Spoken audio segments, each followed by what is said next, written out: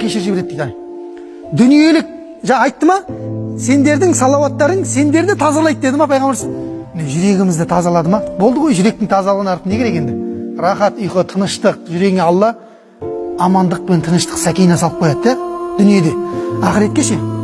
Юғфару лака замбук деді пайғамбарымыз. Алла күнәң бәрін кешіріп жібереді дейді. Ненің құрметіне? Пайғамбарға айтылған салауаттың құрметіне екен, саллаллаху алейхи уассалам. Көрдіңіздер ма? Енді қараңыздар, пайғамбар саллаллаху алейхи вассалам имам Ахмад деген хадисінде айтады. Кімде-кім бір күнде 100 рет салауат айтатын болса, дейді.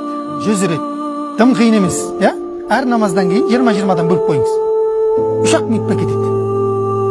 100 салауат айтады дейді. Кімде-кім 100 салауат айтса бір күнде, Алла оның ақыреттік 70 қажетін дейді.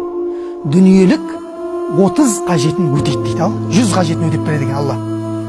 Ақыреттік ең көбін қаяққа алып қойып тұр, ең қиын кезеңге алып қойып тұр. Яумы сақ дейді. Ең ауыр күн ол. Адамдардың қабағы түйіліп кетеді, ашылмайды адамдардың қабағы ол күні. Бір-бірінен қашып кетеді. Әке баладан, шеше қызынан, әке шешеңнен туған өзіңнің бауырың, әйел бала шағаң ешкім керек емес деп қашатын күнге 70 қажет алып қойған. Көрдіңіздер ме? Бәрі қашып кетеді бір күні. Ол күн ешкім, пайғамбарлардың өзі қашып кетеді, сізден білесіз бе? Адам атадан бастап қашып кетеді барлығы. Кім ғана қалады? Пайғамбар Мұхаммед саллаллаху алейхи уассалам ғана қалады екен. Көрдіңіз бе? Сол ғана қалады, болды. Және оған айтылған нелер қалады? Салауаттар. Тіпті ғалымдар кейбір риуаяттарда айтады, әлсіз болса да айтып кетейін. Ана қыл көпірі бар ғой, өтетін, дұрыс па? Көпірге иман келтірдік қой сол. Сол көпір, қыл көпір. Содан кімде-кім дүниеде салауат айтса дейді, маған айтылған салауаттар 2 қолтығынан көтеріп алып өтеді дейді. Көзді ашып жұмғанша дейді. Және біреуіне құрбандыққа шалынған малдар деп айтады, дұрыс па? Естігенбіз ғой ондай нәрселер. Ең ауыр күнге сол не береді екен? Пайғамбарға айтылған салауаттар өте көп көмек береді екен. Енді қараңыздар, кімде-кім сол бір салауат айтып жатырмын, пайғамбарымыз саллаллаху алейхи вассалам айтып жатсыздар ғой, дұрыс па?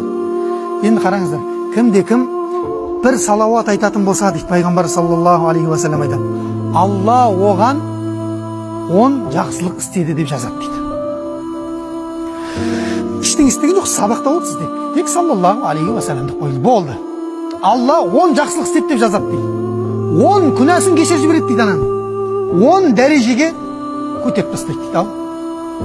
Ойлай беріңіз, 100 рет салауат айтсаңыз, кетті ғой. Күнәлар да кетті, дәреже де кетті, дүние ақыретте көтеріп қояды Алла. Жақсылықтар өзімен өзі жазылып жатыр.